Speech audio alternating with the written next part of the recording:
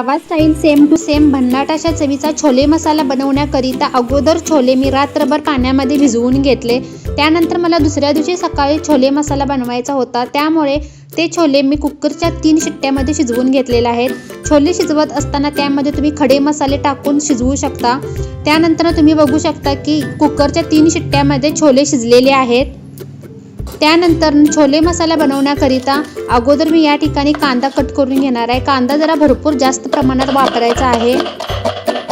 साध्या आणि सोप्या पद्धतीचा छोले मसाला एकदम टेस्टी अशा स्वरूपाचा बनतो। यामध्ये मी जास्त अशा प्रकारचे खडे मसाले किंवा मसाला जास्त प्रमाणात वापरलेला नाही। याकरिता मी अगदी मसाला बनवण्याकरिता बारीक कांदा चिरून घेतलेला आहे। त्यानंतर टोमॅटो सुद्धा मी त्यामधील बिया काढून घेतलेला आहे आणि मिक्सरमध्ये टोमॅटोची आपल्याला पेस्ट बनवून घ्यायची आहे। त्यानंतर कढईमध्ये 2 मोठे चमचे तेल टाकलेले आहे। तेल चांगले तापल्यानंतर त्यामध्ये 1 चमचा जिरं घातलेला आहे। तसेच त्यामध्ये बारीक चिरलेला कांदा घातलेला आहे। तुम्ही या ठिकाणी जर तुम्हाला कांदा बारीक चिरून वापरायचा नसेल तर तुम्ही कांद्याची प्युरी सुद्धा वापरू शकता। तसेच महत्त्वाची टीप ही आहे या ठिकाणी की कांदा भाजत असताना खूप वेळ लागतो आणि तितका आपल्याकडे वेळ नसतो, तर त्यामुळे कांदा जेव्हा तुम्ही तेलामध्ये टाकता तर त्यासोबतच आपल्याला नमक टाकायचं आहे, म्हणजे मीठ। मी या ठिकाणी अर्धा चमचा मीठ टाकलेला आहे। मीठ टाकल्यामुळे कांदा पटकन तेलामध्ये होरपळला जातो आणि पटकन भाजला जातो।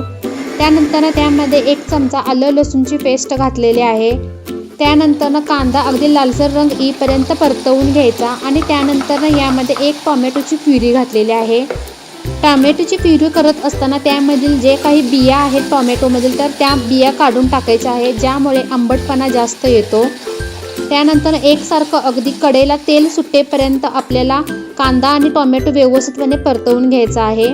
त्यानंतरच सर्व यामध्ये मसाले ॲड करायचे आहे। यामध्ये मी अर्धा चमचा हळद पावडर घातलेला आहे। त्यानंतर कोल्हापुरी लाल तिखट मसाला 2 चमचे घातलेला आहे आणि 1 चमचा गरम मसाला वापरलेला आहे। गरम मसाला सुद्धा अगदी मी घरामध्येच बनवलेला आहे। खडे मसाले, धना पावडर आणि जिरा पावडर मिक्स करून मी या ठिकाणी ही खडे मसालेची पावडर बनवलेली आहे।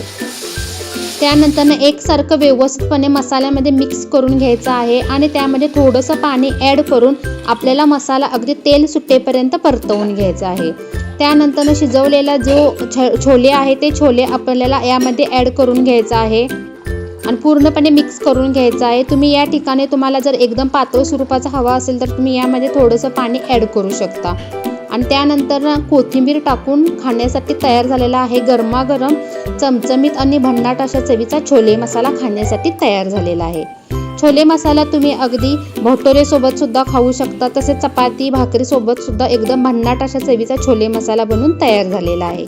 रेसिपी आवडल्यास माझ्या A1 तडका या चॅनेलला नक्की शेअर, सबस्क्राईब तसेच कमेंट करायला सुद्धा विसरू नका।